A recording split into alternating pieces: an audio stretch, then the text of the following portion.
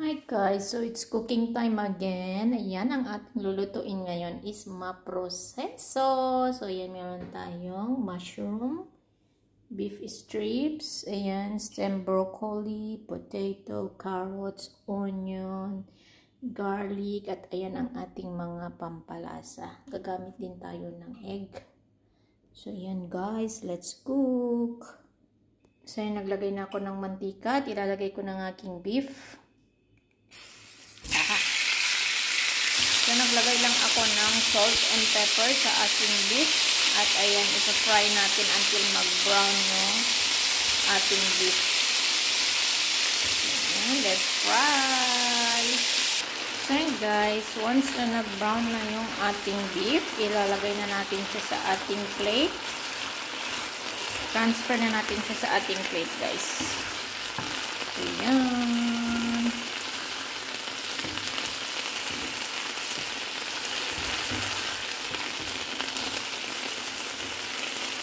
Another drizzle of oil.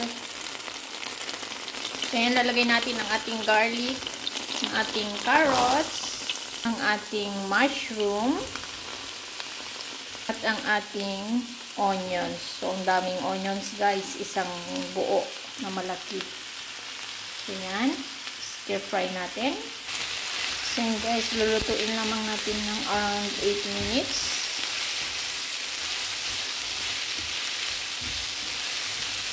So, after 8 minutes, guys, maglagay tayo ng flour.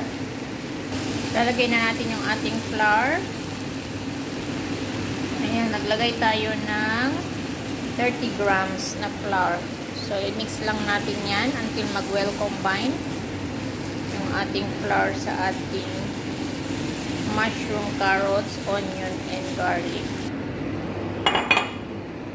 So, yan. Naglagay tayo ng 400 ml of water.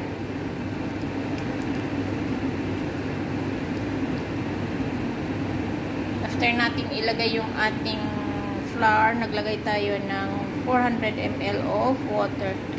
So, yan. Mix, mix, mix. Maglalagay din tayo ng Worcestershire sauce. Ayan.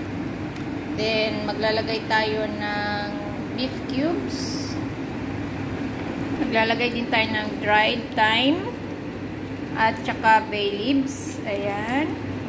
Maglalagay din ako ng Dijon mustard, guys. Ayan.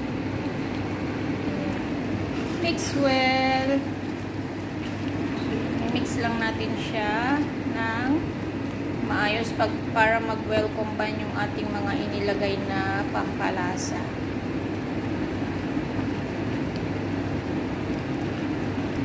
And guys, lulutuin lamang natin yan ng around 15 minutes until mag-thicken yung ating sauce.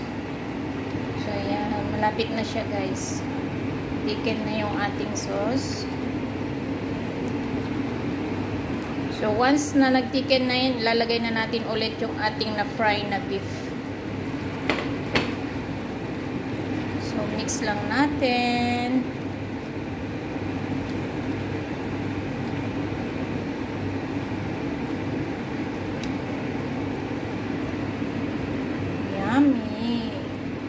Hindi pa yan magtatapos, guys, kasi mamaya is ibe-bake pa natin yan.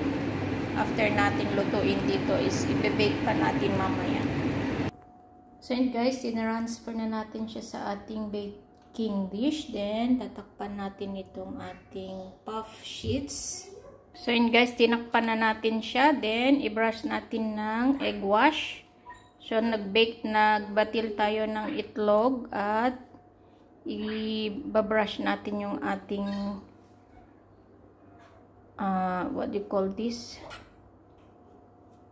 Itong nilagay natin sa ibabaw. Puff pastry ang tawag. So first time kong magluto ng ganito, guys. First time ko na naman gawin itong ano na to, itong dish na to.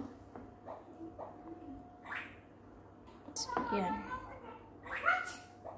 Then, i-bake natin ito ng 40 minutes.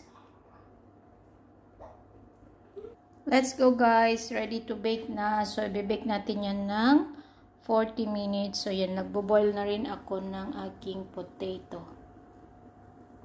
So, yun guys. I-update ko kayo later. Bye! Thank you for now!